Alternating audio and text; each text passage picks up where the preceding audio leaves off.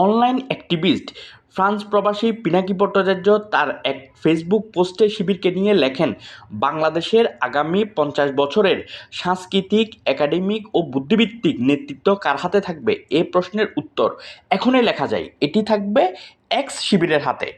যারা ভাবছে ভবিষ্যতের বাংলাদেশও বাম ঘরানার বুদ্ধিবৃত্তিক কাঠামোর হাতে বন্দী থাকবে, তারা ভীষণ ভুল করছে।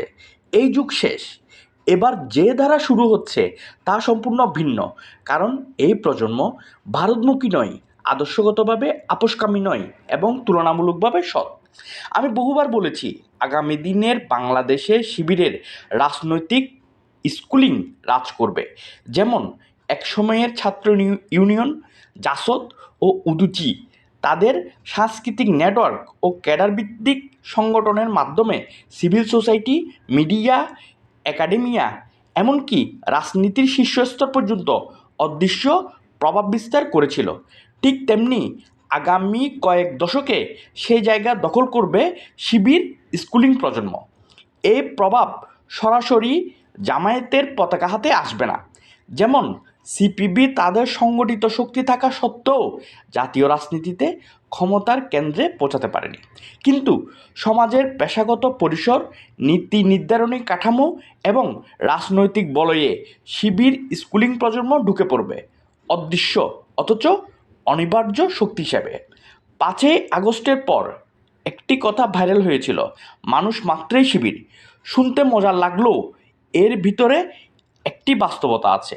দেশ বিদেশে যোগ্য মানুষ খুঁজতে গেলে একসময় আপনি নিজেই অবাক হয়ে দেখবেন আপনার সামনে বসে থাকা সফল পেশাজীবীর রাজনৈতিক বেড়ে ওঠা শিবিরের হাত ধরে। কেন?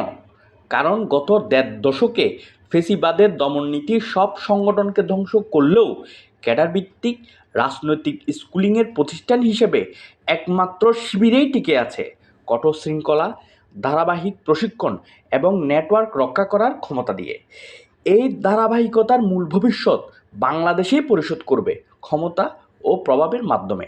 নিচের ছবিটা এক যুগ আগে তোলা, আওয়ামী ফেসিবাদের শুরুর সময়কার আন্দোলনের সবচেয়ে আইকনিক মুহূর্ত।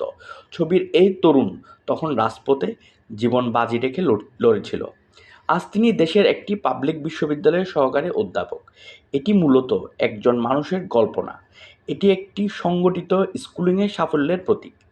তার সমবয়সীরা আজও হয়তো কোনো কমিটির সহসভাপতি হওয়ার অপেক্ষায় দাঁড়িয়ে আছে, অথচ এই মানুষটা নিঃশব্দে সমাজে তার অবস্থান দৃঢ় করে ফেলেছে। এই ছবিটা তিনি নিজে সামনে আনেন না, কিন্তু মানুষ তাকে খুঁজে নিয়েছে। কারণ এই ছবি একসময় আন্দোলনের রক্তে আগুন ধরিয়ে দিয়েছিল। আগামী দিনের বাংলাদেশে শিবিরের রাজনৈতিক স্কুলিং রাজ করবে। ডাক্তার পিনাকি ভট্টাচার্যের এই মতামতের সাথে প্রিয় দর্শক, আপনিও কি একমত? আপনার মূল্যবান মতামত কমেন্টে জানান। বাংলা বুলেটিন চ্যানেলের আজকের ভিডিওটি ভালো লাগলে ভিডিওটি লাইক ও শেয়ার করুন এবং বাংলা বুলেটিন চ্যানেলটি সাবস্ক্রাইব করুন।